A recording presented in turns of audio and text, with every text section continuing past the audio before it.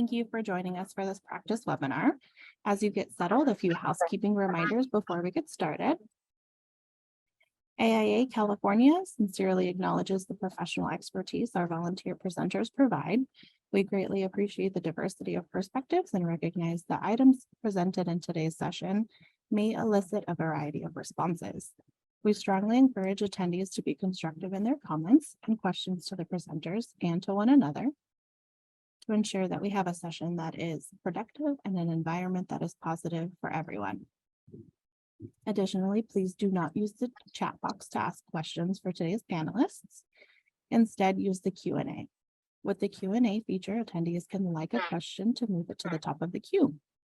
And as always, the webinar content and additional resources will be available online shortly after the session. Today's webinar will discuss how we can redesign the practice of architecture.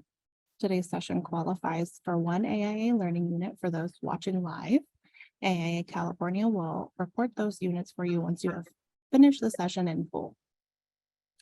Now to quickly introduce our presenters. William Leddy of AIA is a founding principal of San Francisco-based Leddy Madam Stacy Architects, the 2017 recipient of the AIA Firm Award. For over 30 years, he has been a national leader in the design environments that celebrate our place in the natural world. LMS Architects has received more than 175 awards and is one of only 3 firms to have received 11 or more national AIA Committee on the Environment Top 10 Green Project Awards. A past chair of the National AIA Code, he currently serves as the AIA California Vice President for Climate Action, helping to advance the rapid decarbonization of the built environment in California and beyond. He is the co-author of his firm's new book, Practice with Purpose, A Guide to Mission-Driven Design, published in late 2022. And Ryan Jang, AIA, is also a principal at LMSA, a 2022 AIA National Young Architect Award recipient. Ryan specializes in diverse building types, including learning environments, affordable housing, civic, I lost my place there, including affordable housing, civic, and adaptive reuse. He works with each client to facilitate a collaborative design process in pursuit of uplifting architecture. His buildings strive to be an exuberant expression of the communities they serve and sensitively respond to their cultural and environmental contexts. Ryan's projects have been recognized with multiple local and national design awards, and he has been an invited speaker at several conferences and design juries. He is a registered architect in California, a LEED accredited professional, and received his Bachelor of Architecture from California Polytechnic State University, San Luis Obispo. Now on to the presentation. Welcome to both of you. Thank you for being here. Bill, please take it away. All right. Thank you very much, Rebecca. And welcome, everybody. Let's see. I want to go to the next slide, and we'll get started with this thing. So, it's been snowing in Los Angeles and just about everywhere else in California. And, we're still in the middle of the worst drought in 1,200 years. That's just crazy, right? I mean, how crazy is that? So at this point, there should be no doubt that we live in a time of unprecedented change and challenge. This accelerating global climate emergency. Next. Festering racial and ethnic injustice that we witness and experience every day. Persistent inequity for people with disabilities and the elderly. And of course, chronic homelessness, with over 580,000 Americans living on the streets of our nation, and a stunning 30% of those folks right here in California. Another key challenge, I think, right now is the need for innovative educational environments to prepare young people to thrive in our rapidly changing planet. And lastly, the critical importance of harvesting the embodied carbon, as well as the embodied culture of the 340 billion square feet of existing buildings in the United States. So these should not be seen as discrete phenomena. They're all inextricably linked. It's a combined ecological societal emergency that cries out for many creative integrative solutions, and as many creative solutions as we can collectively produce. Successfully addressing these challenges together will allow current and future generations to continue to dwell and prosper on this planet.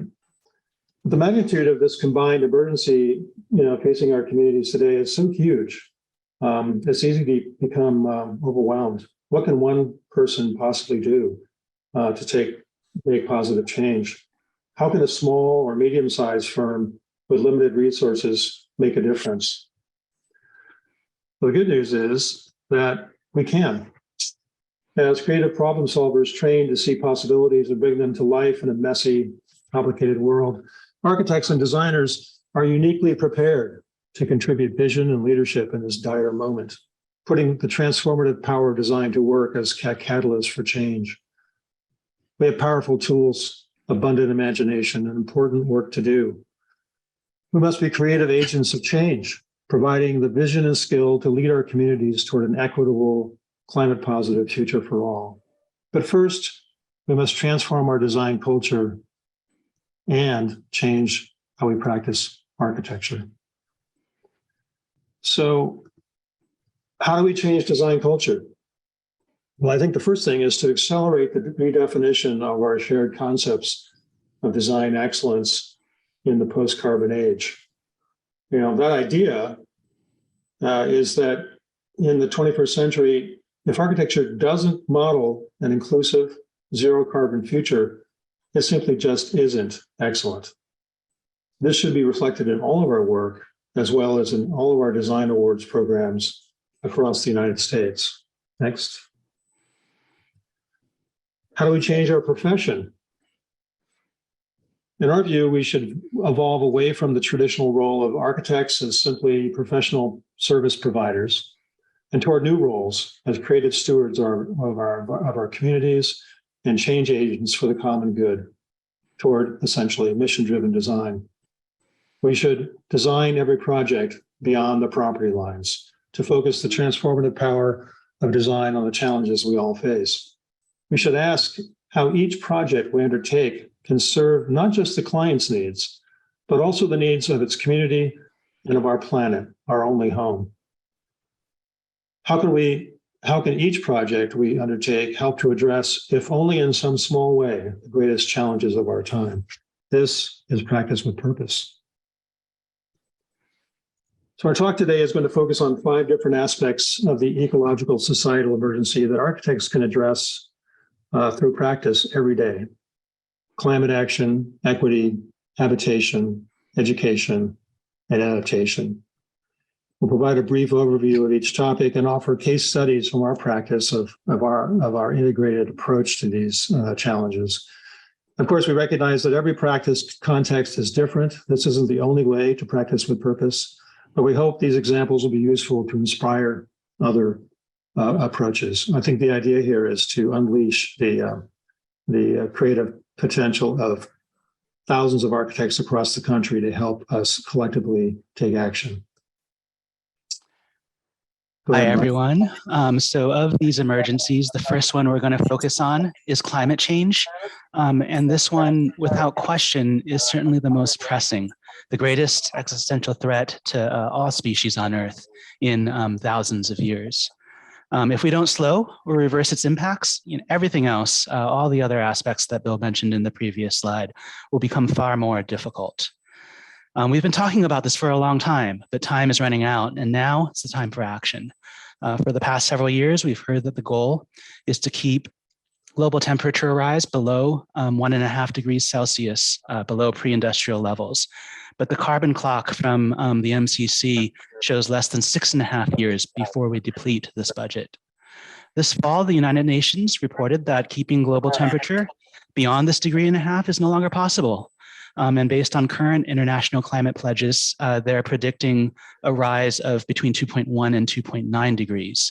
And this, of course, assumes that every nation fulfills its pledge. And in our complicated world, maybe that might be too optimistic. So we're already 1.2 degrees above pre-industrial levels. If we can no longer meet the 1.5 degree goal shown in the lowest RPC scenario on this slide, other temperature scenarios shown are pretty scary. Business as usual would be disastrous, seeing a 5-degree temperature rise by 2100. And the message simply is that the time to act is now. So how do we do this and where can we start? The next few slides represent a few simple tools that our office has found helpful. So the first one here is that we track UI and building performance for every project. These are like 11 by 17 baseball cards. They provide transparency in the process and create some fun and healthy competition across teams. You need, of course, a performance energy model to show a design case to be compared to a baseline EUI. And of course, we talk about stretch goals such as renewable energy and 100% electrical energy. As you can see here, the AIA 2030 target is a consistent goal across all projects. And speaking of which, our firm, like many, has joined the AIA 2030 commitment, which provides an actionable framework for architects to meet the 2030 challenge. Here's a snapshot of our portfolio by building type. We are making progress, but there's a lot of work still to be done. And this also illustrates and compares some of the unique challenges to each typology that at least our office works on. You can see some of the trends in education, for example, in green, as compared to housing in orange. So we'd really encourage everyone to check out the 2030 commitment if you haven't already. Sign up today and report. And what's really important is the data that will be invaluable to the profession. Another point is just about electrification. This one's pretty simple. It's underway in California, but architects still can play an important role in shifting away from fossil fuels towards all electric buildings powered by clean sources of energy as a key to decarbonization. For our practice, back in 2020, we were about 25% all electric.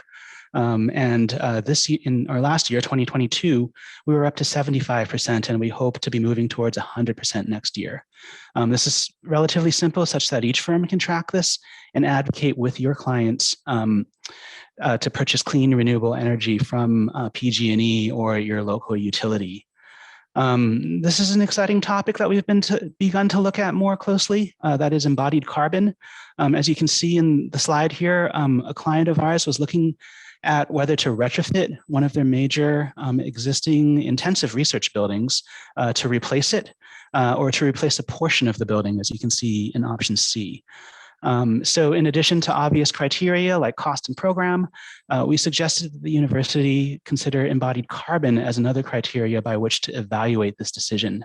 So we used EHDD's EPIC tool and looked at total carbon in the graph on the top, and saw a difference between operational carbon in blue and embodied carbon in pink.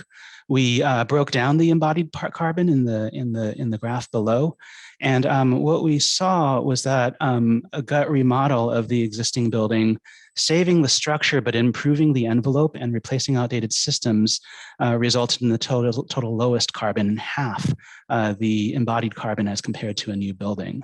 And finally, one more point on this project-based research. We don't have an R&D department. We use our projects as case studies and research opportunities. And we try to take advantage of utility and other government agency-sponsored pilot programs. As you can see here in this slide, whether it be PG&E for Sweetwater Spectrum, whether it be studying low carbon concrete in the project in the middle, Berkeley Way, where we discovered where we actually use 64% less cement than industry averages, or taking advantage of a mass timber building competition to learn more about mass timber. And now this community center in San Francisco is under construction with its primary structure as mass timber. So as Bill mentioned, we'll offer a quick case study on each of these points. And the first one that we'll have a closer look at here is the UC Berkeley Jacobs Design Institute for Design Innovation. This is the university's interdisciplinary hub for learning and making, and it's essentially a whole building dedicated as a big makerspace. It's at the north end of campus, facing a residential neighborhood, so it becomes a welcoming presence to the College of Engineering precinct and the historic campus core beyond. And I love the aerial photograph because you can see the collection of buildings as a forest. They're more resilient when they develop symbiotic relationships with one another. And these relationships extend from sharing operational energy, programmatic resources, and of course, human energy. Our approach to sustainability is kind of a step-by-step process, starting with common sense measures like passive measures in site planning, solar orientation, the shape of the roof, maximizing daylighting. Then we look to drive down EUI with HVAC and simple systems. And we look to maximize renewables in the final step, in this case, with a 75 kilowatt array. The programmatic core of the building consists of daylit open spaces used for gatherings of various sorts, and they're flanked by specialized equipment rooms. The lobby contains student-centered artwork that displays the Institute's mission, and the exterior entry facade shows the display within with transparency and shows off that PV array cantilevering, in both directions. We had a great structural engineer on this one. And, we try to stick around after our buildings are occupied. Alvar Aalto said it's not what a building looks like the day it opens, but what it's like to live in 30 years later that matters. And that's an attitude we really take to heart. Post-occupancy studies, as you can see here, are a great way to do this. In this case, we looked at the actual energy use after the building was occupied. We like to call this the little building that could. It's not the biggest building, but it provides a new beacon to display the college's aspirations for low carbon resilience and innovation. And I'll hand it now back off to Bill for equity. Oh, you're mute, Bill. Apparently my system is providing weird feedback, so I'll make this quick. So many of us have long realized that architecture is fundamentally a social justice issue, that everyone has the right to great design. And in fact, great design can and should bring us together. Thankfully, there's been a lot of discussion lately about equity, diversity, and inclusion in architecture, but we're all pragmatists, I think, as architects, and we need to turn ideas into action. So here are a few practical strategies we found to be useful. I think first, obviously, is the idea is that diversity makes us stronger. So we try to support early design education for young people from underserved communities. And we hope to reveal the relevance of architecture to their lives. And then certainly closer to home, we surround ourselves with smart, action-oriented collaborators from many different backgrounds. When we design projects, particularly community-based projects, but also others, we actively engage diverse voices throughout the design process, proceeding with an abiding curiosity, empathy, and respect. We create flexible and inspiring environments that warmly welcome all and celebrate the rich diversity of the human condition. And we organize meaningful community outreach, facilitate design workshops, report back, and engage key stakeholders throughout construction. So I think along with that note is that community engagement, it doesn't really stop with design. It's a really full cycle process and a continuous feedback loop. So that, for many community-based projects in particular, it's helpful to engage future occupants in the details of finishes and even construction phase mock-ups. And to organize, as Ryan mentioned, post-occupancy evaluations that measure benefits, highlight things that we got wrong, and provide lessons learned. I think the important thing about universal design is that it's one actionable strategy that architects can take on every single project. It's designed with equity that benefits everyone, regardless of ability, age, race, or ethnicity. So we try to introduce simple universal design strategies in all our projects that they typically don't cost anything more but they significantly contribute to equity, diversity, inclusion, and I think also not insignificantly dignity in our built environment. I think we've discovered over the years that in the end, universal ideas really become personal. And so we find it's important to find an empathic path to the heart of the values of the communities we're designing for, their needs and their aspirations. When we were designing the Ed Roberts campus in Berkeley, one of the folks that really inspired us was Jan Garrett, who was at then the president of the Ed Roberts campus, an attorney and a charismatic disabled rights activist who was born without any arms or legs. As we were designing the building, the largest, most public application of universal design thinking at the time, we would often ask ourselves, what would Jan think? How could we design a building that would allow Jan to arrive after hours, let herself in, do her work, and go home, all without any assistance from others? So I think this is the initial question of design, all design, not just universal design. What would the user think? Next. I think obviously another important aspect of what we can do is communicate inclusivity. And I think that, most of us would agree that the Supreme Court, the greatest court in the land for all of the people, isn't the most welcoming building ever designed. This is another alternative, the Roberts campus in Berkeley, that we strive to make as open and welcoming as possible. So I'm just going to briefly run through this project, which is the Greatwater Spectrum, which was designed to address a public health crisis that I think very few people know about, which is adults with autism spectrum disorder who have aged out of state-sponsored residential programs. Next. This is the scope of the exploding crisis. The CDC estimates that in the last 20 years, the prevalence of autism has increased from 1 in 150 people to 1 in 44 people today, and it still seems to be growing.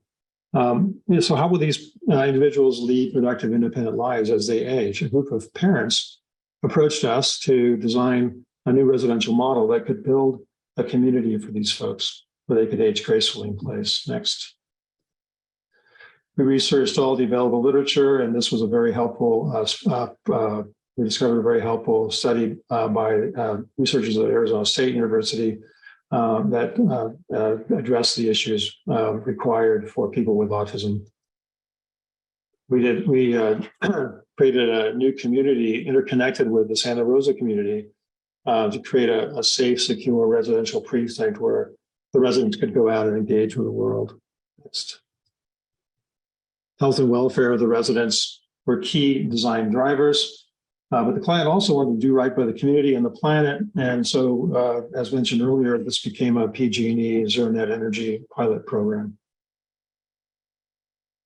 So a few slides of the project. This is a welcoming portal, very, very important for people to have a strong sense of arrival.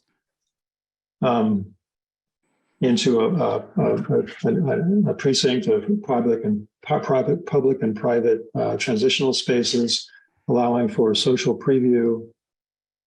And then interiors, this is a common space, very, very calm. Next, please. And serene environments. Louis Barragan famously said, any work of architecture that doesn't express serenity is a mistake. Well, that might be a little bit of an overstatement, but I don't think by much. So people on the autism spectrum require environments that offer low sensory stimulation. But I think we can use a lot more of that, all of us. So the next section is about habitation. And I think there's a question in the chat about this relative to the academic building at UC Berkeley. And certainly housing is a part of the solution here alongside net zero, other types of buildings. It shouldn't be a surprise that our state has an immense shortage of housing. We really have the highest rate of poverty in any state and the second highest rent burdens of all states. And we are falling well short of the 180,000 new units of housing we need to collectively build each year to keep up.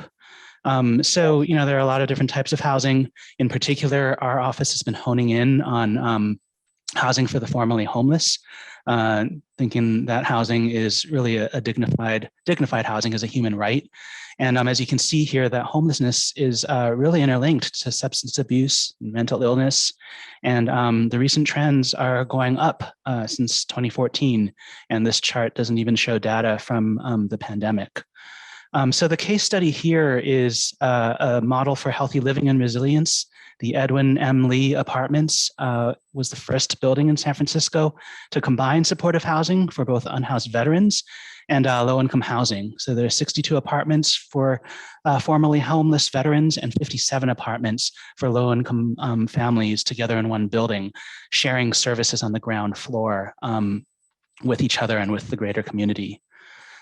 This slide here shows a few unfortunate but remarkable statistics that are specific to veterans. And one striking thing was that we can see that the psychological, physical, and emotional needs are all linked to one another. But the question for us is as architects is what can the spaces do? And so be it housing for veterans, for the formerly homeless, for seniors or families, each of these demographics have particular needs. And we know that the built environment, especially for housing, can be really tailored towards these needs. You can see here some of the design attributes we found relevant to veterans housing. And so the design integrates sustainability, universal design, and trauma-informed strategies within a pretty dense urban environment. One key goal was to connect residents to one another and to nature.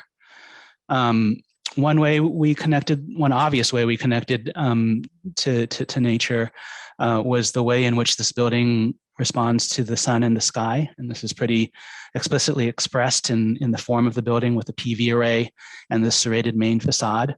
But for the blue panels that you can see in the image on the upper right, this is kind of one of the fun stories. We were inspired by a Swiss physicist named Horace de Saussure in the 18th century, who invented what's called the cyanometer, a gradient array of blue hues intended to measure the color intensity of the sky. He went around the world measuring the sky. And we, inspired by this, kind of took that dynamic spectrum of blue hues and applied them across the facade of this major transit corridor. Again, our approach to sustainability is holistic.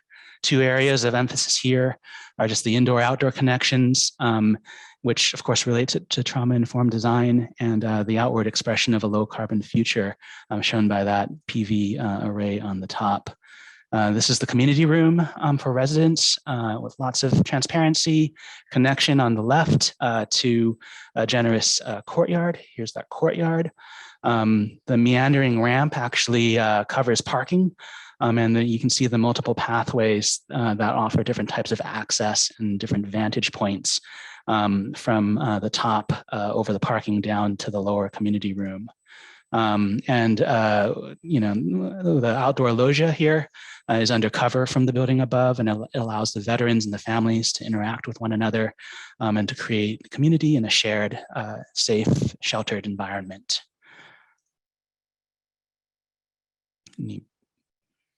So we're going to talk now a little bit about education and its role in this larger goal of practice with purpose. I think what we've concluded over the years is that, providing inspiring visions of a low carbon resilient future in educational environments is a key role of schools today. Next, please. So I think that it's not enough to anymore to offer a series of educational environments that reflect the latest trends in teaching, because as we know, trends always change. Instead, we should think of schools as living laboratories for a rapidly changing planet, helping students, teachers, and their parents prepare for a just, resilient future. Since change is constant, we think of them as a field of highly flexible spaces set within a framework of memorable moments. They are capable of easily evolving to suit changing needs of the moment, but timeless in their connection to natural systems, to place, and connecting people together. Next. This is a project for the Nueva School in Hillsborough, California, which we are attracted to because they really did want to expand their both their facilities, but also their important environmental focus and environmental education. Next, please. So this new addition to this project, we've been working on the campus since the early 2000s. And the most recent project is the Science and Environmental Center, which links to the other projects through a long ramp that is we call a tree canopy ramp, which allows the students and to have accessibility for the larger campus to this building through the tops of the trees and experiencing the native ecology. Next, please. And when you arrive at this very simple narrow floor plate building that embraces the topography of the hill and creates outdoor, indoor learning environments. But we saw the building really as a lens through which the students could experience the natural world. This is the early phase preliminary zero net energy study we did, and we actually are now tracking positive energy from the PVs on site over the last year. You can see from the narrow floor plate that the building lends itself to good access to natural daylight and natural ventilation, as well as by throwing the circulation outboard of the building, it saves both the embodied carbon of closing it as well as the ongoing operational carbon of conditioning it. Next. The rooms are very open and flexible. Lots of change happens over time, over each and every day to allow this to go on. I was really tickled at this photograph. The students were studying sustainable architecture. And it actually turned out to work quite well during the pandemic. The school remained in full operation after about the first year of the pandemic. And this building, because of its plentiful ventilation and access to outdoor learning spaces, continued to operate at full capacity through that most of the pandemic. Next, please. And there's a view off to the landscape beyond.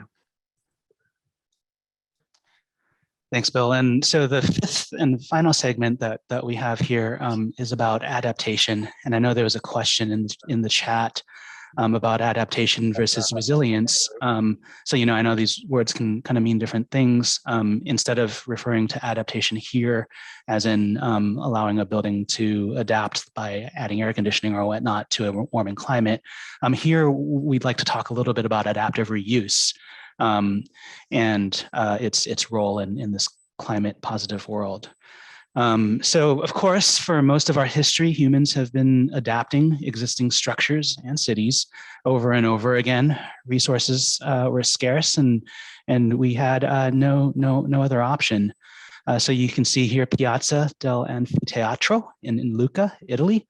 It rests upon the existing foundations of a 2nd century Roman amphitheater in the ellipse-shaped in the site.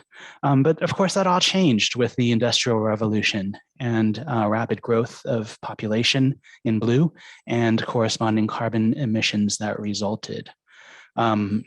So after thousands of years of conserving and existing built resources, it suddenly became more convenient to replace them. And you can see the steeper climb of carbon emissions that ensued. This was unfortunate for many reasons, and our destruction was indiscriminate. You could just see here 2 famous examples. Pruitt-Igoe in St. Louis only lasted 17 years, and the historic Pennsylvania Station in New York by McKim, Mead, and White made it to 53 years. And so today we need to kind of change this mindset and embrace adaptive reuse, not just because it's difficult to access new resources, but because we can no longer afford the emissions these resources require. You can see here, this is Kieran Timberlake's current office, which was the site of Ortlieb's Bottling House in Philadelphia. A University of Pittsburgh case study investigated the life cycle impact assessment of adaptive reuse as compared to new construction, and found that reuse in this case resulted in 75% less global warming potential as compared to a similar size and program building. And the opportunities here are that you can get away from high carbon materials being used in new construction, and it allowed in this particular case a greater percentage of the budget of the material to be allocated toward finishes, which of course are experienced by the occupants who come to work. An effort in the United Kingdom by Architects Journal, who launched Retro First in 2019, has since gathered 250 signatory firms committed to, as it says here, retaining and retrofitting buildings as the default approach in lieu of demolishing to build new. We wonder if we could try to do something similar here in California. And the last case study here about adaptive reuse is we'd like to share a little bit about Walker Hall at UC Davis. This was one of that university's oldest buildings, located in the center of its campus, built in 1924. Its original purpose was for agricultural engineering. You can see the farming fields around it in its original state. And the interior, this was before we remodeled it, featured high bay learning teaching laboratories and shop spaces. Fun fact, this tomato harvester was developed in this building. You can see in the diagrams on the left that it's an E-shaped, and we actually removed select structural bays on the end, truncated the building, which allowed for a more modern and transparent south facade, but really the purpose of that was to facilitate a new promenade, which extends from a public transportation hub on the west to the main entry of the main library on the east. Alongside that promenade, you see some new canopy elements that enclose courtyards, provide shelter. We kind of had some fun with the geometry of these new faceted elements. And we were kind of extending the lines of the existing gabled roof within those original high bay spaces. We cut back the existing building and concrete walls and extended the roof plane, the existing roof plane, to provide shelter, which are now to the entries, which are transparent and open. And you can see there the buckling restraint braces used to improve seismic performance. The project actually began as a seismic upgrade. And like in some of the previous examples, we looked at the financial and the carbon impacts of rehabilitation versus new construction. Here, we played around with the Architecture 2030 CARE tool, a great resource to compare doing nothing to reuse to a new building. And you can see here the savings, the 57% reduction as compared to new construction. So we stretched that scope of the state-provided seismic dollars to think about the new program in the building. This has to do, as Bill said earlier, with embodied culture and preserving that, as well as embodied carbon. And now there's a new graduate center in the building. You can see the common space here for students to study and to gather. In the wings of those old high bay spaces, we incorporated 2 active learning classrooms. You can see the existing trusses, the existing roof structure, existing concrete walls and windows, all made visible and preserved. But of course, these former shop spaces are now transformed to environments for new innovative learning. You can see the flexible furniture. The teaching station is in the middle, and you can see the advanced AV technology. The last bay was transformed into a lecture hall. The natural light comes through from the existing buildings, as well as from solitube skylights in between the trusses, which you can control. And, this was a fun one because, adapting existing structures we found can be transformative, and that these older buildings can be both stewards of their past and, once revitalized, give a new life for future generations. And the effects extend beyond the building to the entire campus, in this case as a vibrant and dynamic hub. So that's the last case study, and I think Bill will wrap us up. Thanks, Ryan. Oops, next slide. Yeah. So at this point, you might be wondering, that this is all well and good, but how am I supposed to do all this stuff? Like anything else, I think it starts with the decision to make more impact in our practices every day, and to adapt that desire to the conditions that we are experiencing in our own separate contexts. Next, please. But I think here are a few points that we have found to be successful, both allowing us to do this financially as well as in terms of organization. I think the first most important thing here is that our realization, for us anyway, is that architecture is a values proposition. That what we try to do is we try to be clear about establishing and communicating our values, and make that clear to everyone, both internally in our office and then externally to our potential clients, which allows us to attract clients that share those values. Next, please.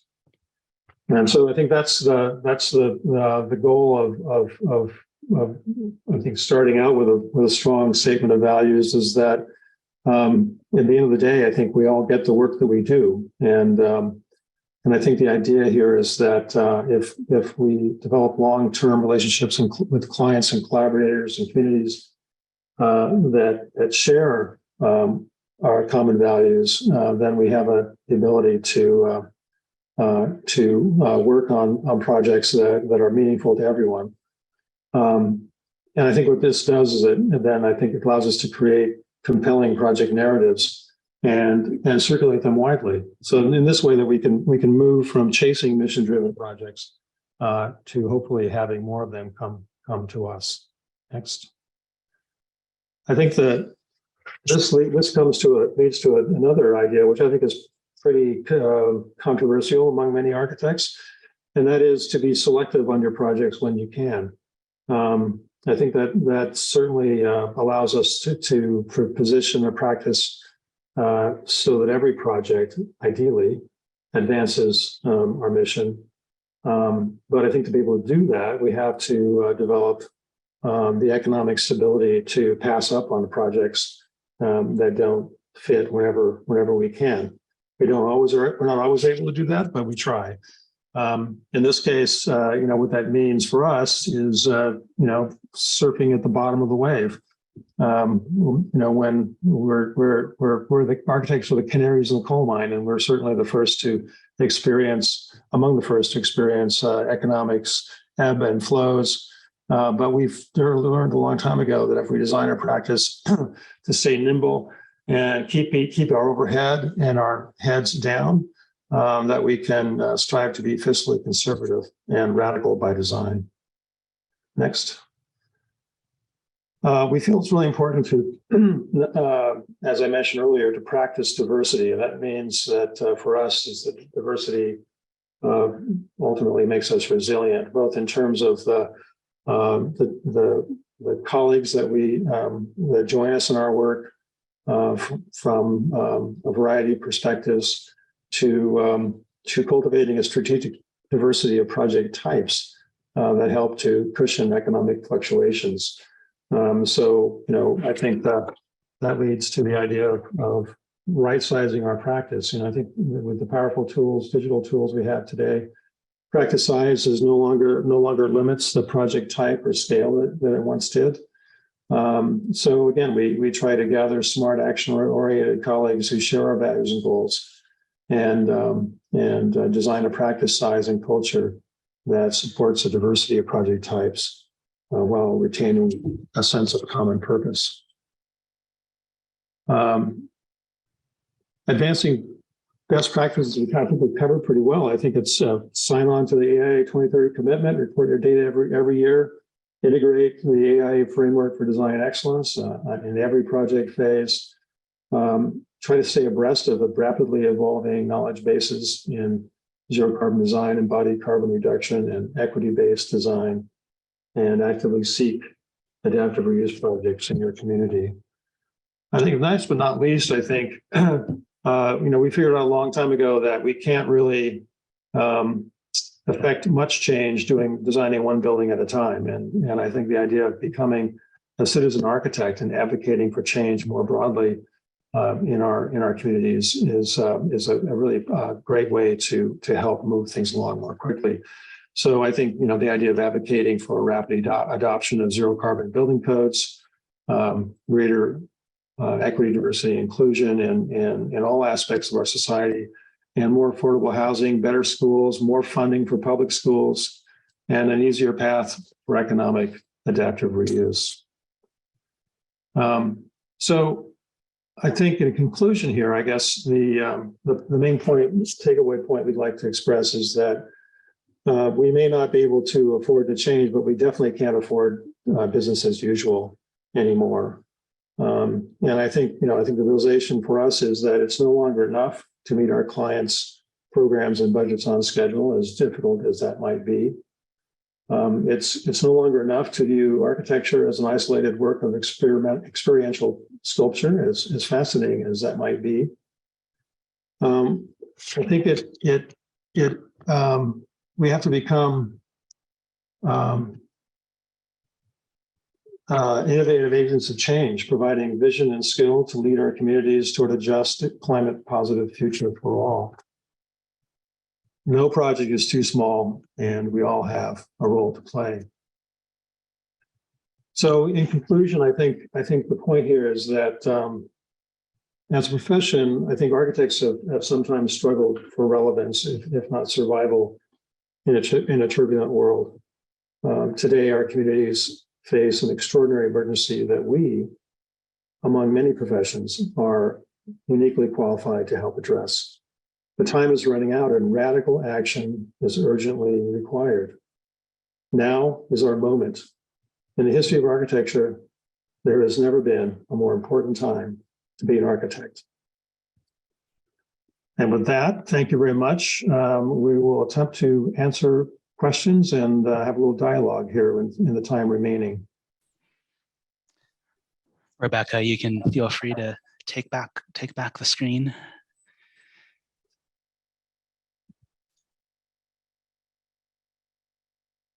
Great. Okay. Let's see here. You see the questions there? I do. There's some great ones, and I think we've got I see the chat now also, but we've got about 12 minutes here left, so we want to try to kind of answer what we can.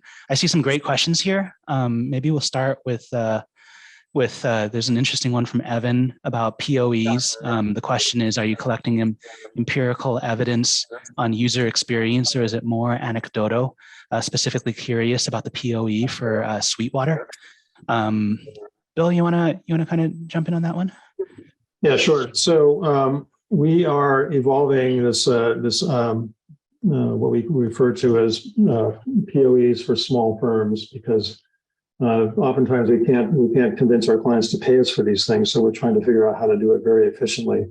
I think the POEs, the POE at Sweetwater, I think was in the early days, so it might be not as sophisticated as some of the ones we've done for Ed Roberts campus and for many of our affordable housing projects, where we do a very thorough kind of survey process and share the information with our clients. And then I think also on POEs, Corey, one of our associates, has really been heading this up in our office.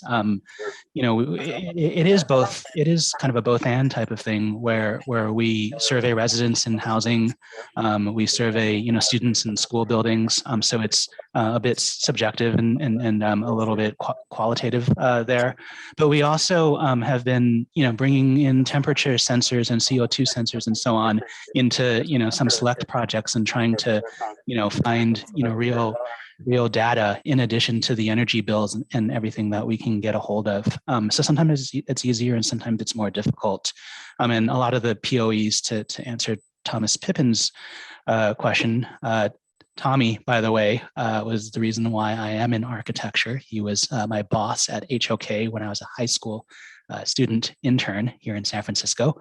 But his question was about the maintenance of buildings. And so we kind of incorporate that into the POEs too, to see how those things are going. As the folks who maintain and take care of the buildings have to, live with them also. Let's see here. Here's another question from Kirsten at Arup. Nice to see you, Kirsten. Your questions about energy and carbon analysis in-house these days. Who's doing it? I would say that for some of the carbon analysis, we've just been so enthralled with some of the new tools, be it like the Kara tool or the Epic tool. There's so many of them. And for those, it's just been kind of fun to dive into ourselves and see what we can do around there. I know you can get a lot more sophisticated and involve the structural engineers in that, but at least for the carbon side, we've been kind of dabbling, and it's been both informative and fun. And then of course for the energy models, we've been doing most of those, I would say, in conjunction with the MEP engineers, or outside folks like Atelier 10 and so on. So I think there's a variety of ways you can do it, and I think the lesson really is to rely on the expertise of the broader team that we all have. That just adding into that, I think that being said, I think the reason we do fiddle with this stuff ourselves in-house is because we want to understand everything as clearly as we possibly can in the early design phases.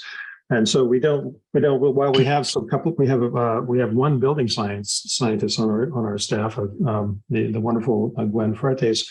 We also have been trying to, get literacy across our teams with these issues, so that we don't have to rely on quote unquote experts to necessarily help us in the early phases. Let's see here. Sorry, I'm just kind of scanning through some of the questions. It's 12:52.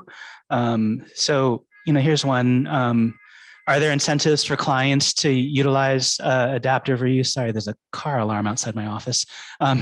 In such a volatile market, I think that gets back to one of the studies that we were doing earlier, in that we do look at the carbon and the finance for adaptive reuse, and we are finding that reusing the building is going to be less expensive than new construction, of course. So that kind of factors into things, as well as probably a faster construction schedule sometimes. So I think it's about the whole picture, and it's an interesting opportunity to come alongside a client, like to help them decide whether to take down a building, to reuse it, et cetera. That's been kind of fun these days.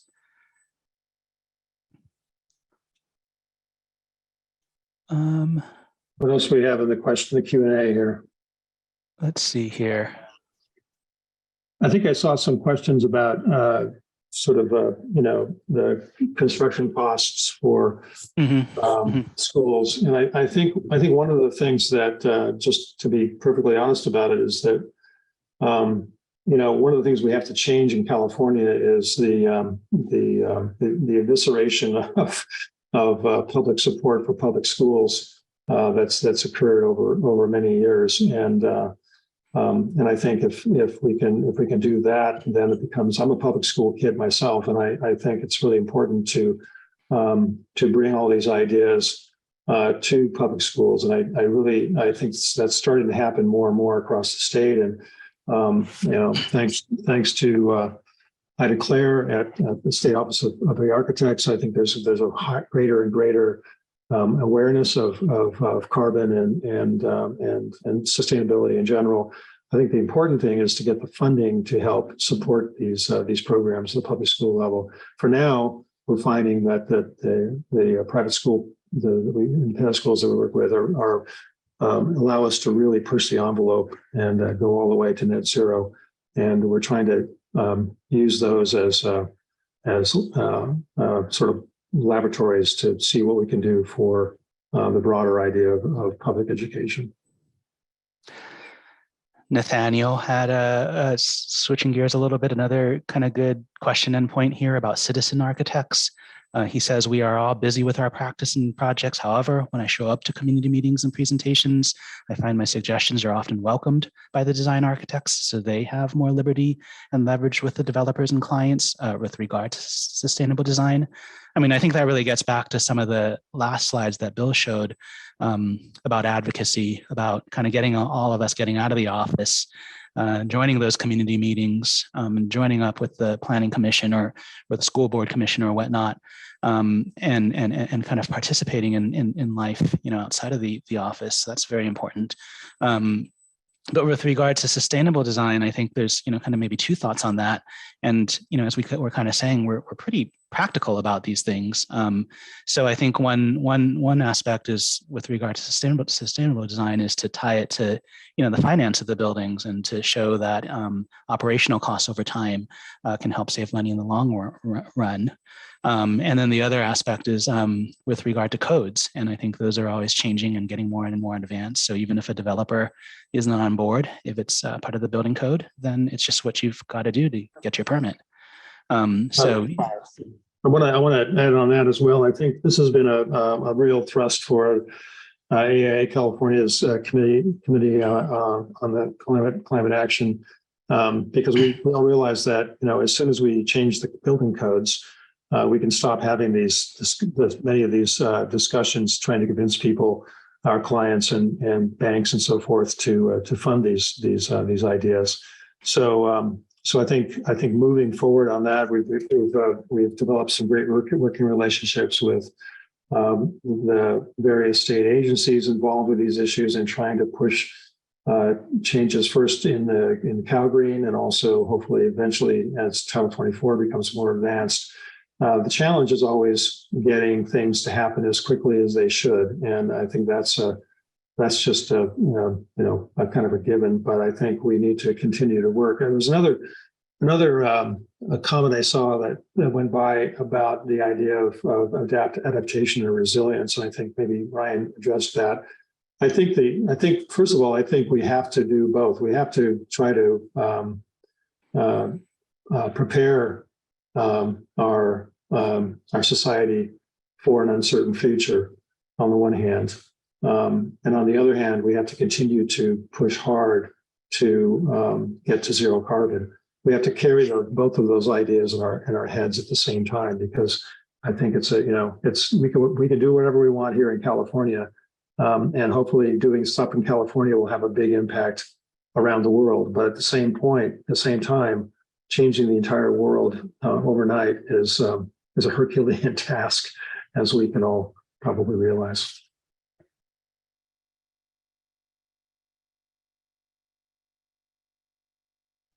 There's one quick question here I see about